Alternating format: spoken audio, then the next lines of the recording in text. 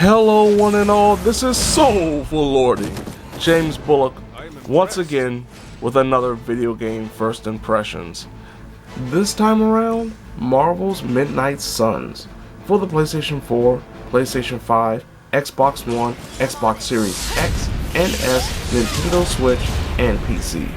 Marvel's Midnight Suns is a card-based, turn-based, strategy tactical RPG with some semi-open world elements where you take control of the Hunter, a customizable character that you've created for specifically this game that hopefully will take down the force that is Lilith, the mother of all demons.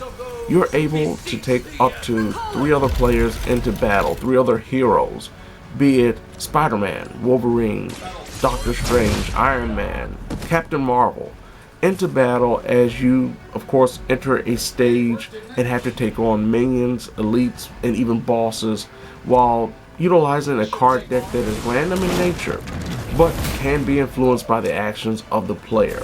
And one of the main things about the action of the player is figuring out how in the world you're going to take down the enemies that have approached you. Now, of course, there are minor enemies and major enemies, or elites as they're called in this game. And the elites have a lot more health.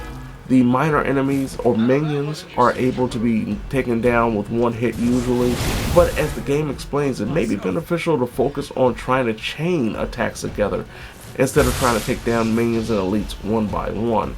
And one of the best things about this game is the strategy that is attached to it, be it having certain abilities or cards that you utilize in battle that can knock back opponents into one another, which will not only do damage but also push them back further away, potentially from you, and being able to use, say, an environmental attack.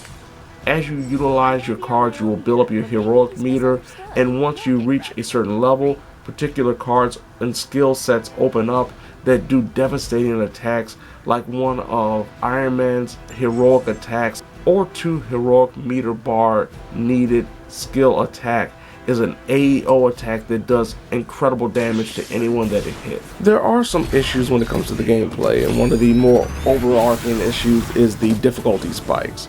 Even though the game does showcase missions that are available at easy, normal, or hard difficulty, it becomes painfully obvious depending on when you are in the game, where you're at in the game, where your characters are level at, and depending on the mission itself, there will be difficulty spikes, especially if you play on normal or hard missions.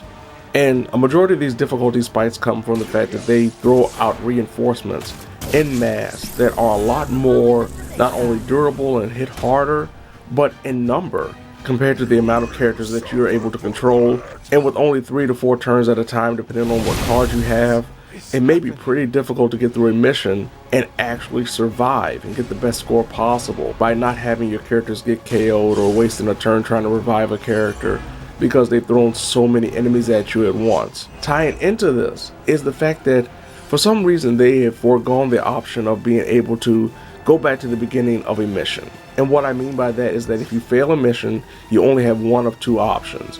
Either you can retry the battle as everything is as it is, you can't change your cards, you can't change what character you've chosen, you just have to restart the battle. Or go back to the main menu, which means that you have to go back, reload a save, and potentially fight that battle over again. It's unfortunate that they did not implement the system that you would expect from a majority of games like this, where you're able to go back, restructure whatever you have planned, be it the heroes you've chosen or the decks that you have, and then go into a battle. It may be something very simple, and depending on when the game auto-saved or when the player manually saved, you may lose progress because of this system that is not implemented in this game. There are also microtransactions that are connected to the cosmetics. It's unfortunate that you cannot utilize actual in-game currency that you earn to buy these very unique and impressive costumes, but microtransactions are the way to go when it comes to, I guess, cosmetics in this type of game. Now, one of the more interesting aspects about the game that definitely doesn't necessarily come all together is the semi-open world nature of moving around the hub that is the Abbey. And this is when you take control of one of your characters, specifically the Hunter, and are able to interact with certain characters. These interactions actually influence some of the ability of teamwork that comes with the skills, because there are actual abilities when you're in the battle to pull off team maneuvers. So you can do a double team on an opponent that may kill them in one blow. And if you build up these friendships and relationships, it'll make it a lot easier to actually utilize those teamwork attacks. From a narrative and story aspect, I don't want to go too deep into what I've seen thus far, but pretty much the basic premise is trying to get a group of heroes together in an effort to stop the resurrection of Lilith, the mother of demons. As it progresses, of course, we get more backstory and understanding as to why we've got into the situation that we're in, as well as understanding some of the other characters that are a part of the team. It's not the most grandiose, it's not the most impressive, and at times it's actually quite startling how they treat some of the characters and present them in kind of a wacky, almost Scooby-Doo-like nature. But it's fine for what it is. Really, what is the big draw point is the combat and just the feeling of power that you have playing with these superheroes, even if it's not in, say, a side-scrolling beat-em-up. From a technical aspect, I haven't had really any problems with Midnight Suns. Haven't had any hard crashes or odd gameplay glitches that would make me wonder why in the world this game wasn't ironed out better than it is.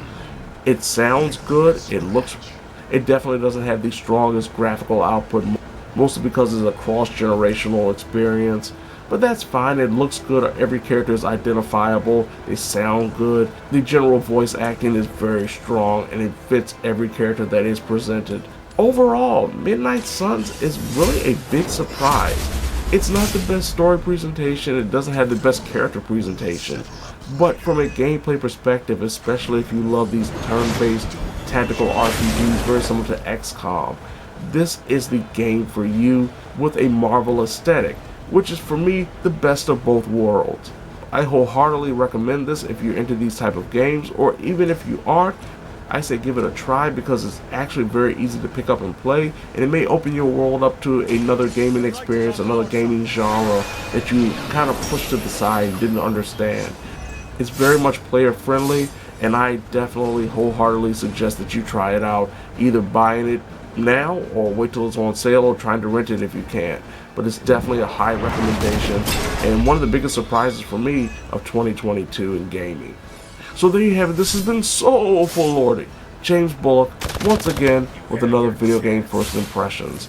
Marvel's Midnight Suns for the PlayStation 4, PlayStation 5, Xbox One, Xbox Series X and S, Nintendo Switch, and PC. Now if you don't mind, I have to go back and try to save New York from an invasion from a bunch of Hydra that have decided, you know what, it's nice to tear up Doctor Strange's mansion. And if they don't leave Scarlet Witch alone right now, they will have no choice but to say, "Oh Lordy."